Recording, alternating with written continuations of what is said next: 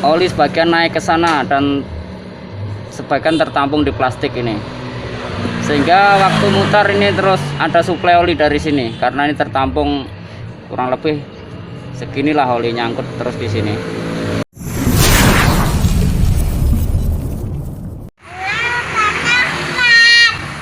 Halo, selamat sore teman-teman BMC. Assalamualaikum warahmatullahi wabarakatuh. Hari ini kita akan membahas tentang kampas kopling Vespa ini. Nah, ini ada keluhan kampas kopling sering terbakar. Nah, ini biasanya kurang pelumasan ini. Nah, ini terbakar ini. Jadi kopling jadinya selip. Jadi waktu dengkol ngelos-ngelos terus ini. Ini terlihat kering. Ini terlalu keras ini dan terbakar ini. Nah,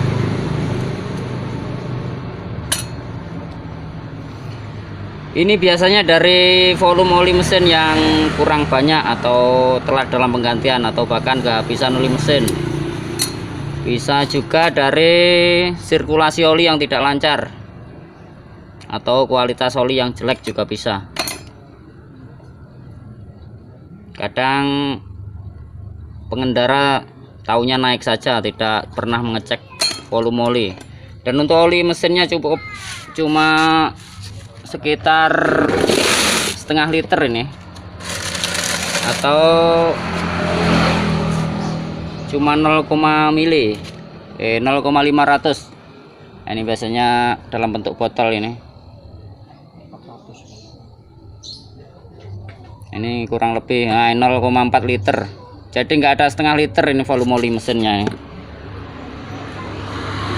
Jadi kira-kira oli mesin cuma segini saja ini waktu mesin terpasang. Jadi cuma nyelup setengah gigi.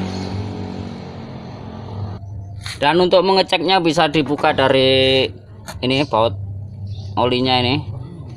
Sewaktu di standar 2 ini dibuka langsung tumpah. Kalau volume olinya masih banyak atau masih bagus. Jadi kira-kira segini volume olinya itu. Jadi waktu ini dibuka harusnya tumpah. Kalau nggak tumpah dipastikan oli mesinnya berkurang atau habis. Sebaiknya cepat-cepat diganti saja. Dan untuk jalur sirkulasinya ini, nah ini kita sama-sama belajar di sini. Ini mesin Vespa PX ini. Jadi kurang lebih begini cara kerjanya. Sewaktu mesin berbunyi atau askrek berputar ini, memutar bagian hose kopling atau gigi koplingnya ini. Nah, ini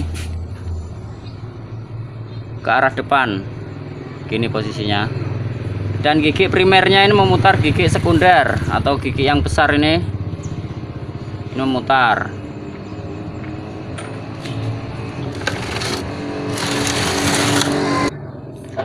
Dan begini arah putarannya. Nah, ini mutarnya begini. Terus oli ini terciprat lewat gigi-gigi ini, gigi rasio yang besar-besar ini, dan masuk melalui sela-sela gigi yang atas ini atau gigi primer atau gigi rasio yang kecil. Dan sebagian tertampung di plastik ini ya nih. Nah, makanya ini perannya penting untuk plastik ini.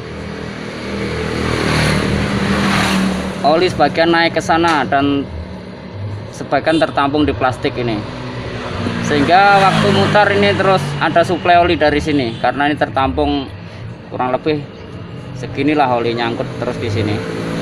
Jadi selalu basah nih bagian plastiknya ini. Akhirnya oli terus naik ikut sama gigi yang besar ini atau gigi sekundernya ini. Nah, dan terciprat lewat gigi yang sini, gigi primernya, gigi sekundernya ini.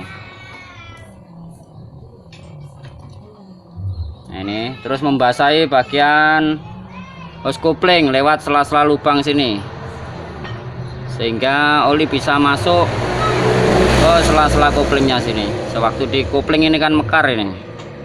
Nah, jadi oli masuk ke sela-selanya, jadi nggak sampai kering ini bagian hose koplingnya.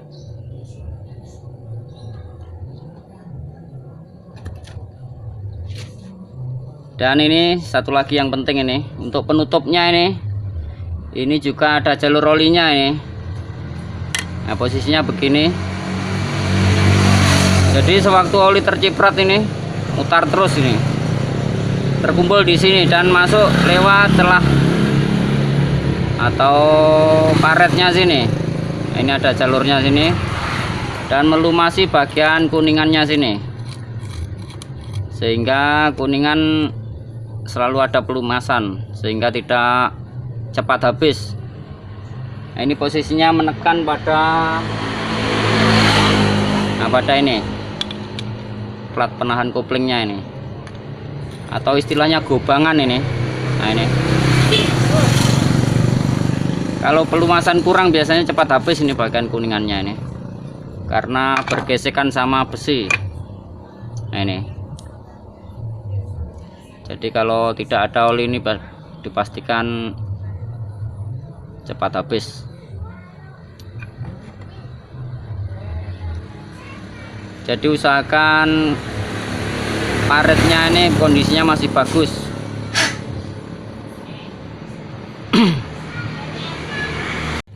Dan untuk PX yang tipe lama ini pakai hose kopling kecil. Ini pakai per 6 ini. Nah, ini biasanya untuk kebutuhan khusus atau lebih pakem bisa diganti pakai punya PX yang baru atau Excel. Jadi menggunakan 7 per ini dan bentuknya lebih besar. Nah, ini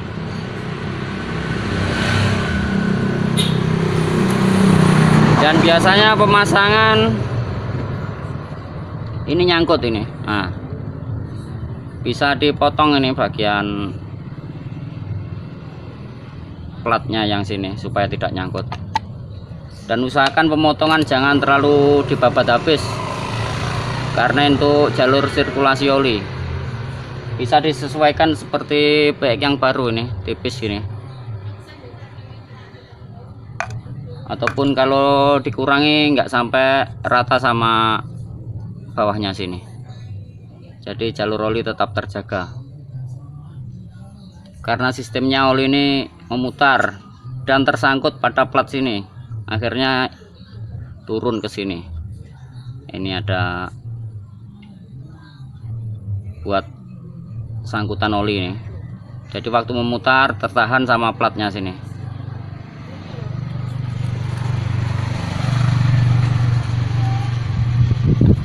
Nah, gini posisinya.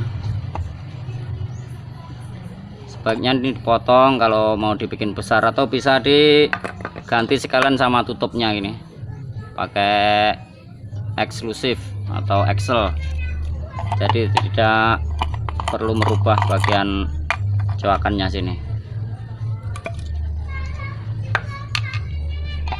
Kalaupun dicoak bisa juga dipotong nih bagian plat koplingnya ini, agak diturunin dikit supaya tidak terlalu habis pemotongannya sini.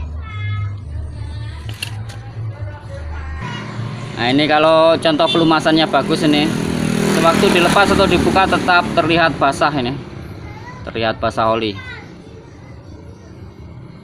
jadi lebih awet kampas koplingnya. Oke, sekian dulu pembahasan kali ini tentang kopling atau kampas kopling. Semoga bermanfaat. Selamat sore, salam mesin kanan. Assalamualaikum warahmatullahi wabarakatuh.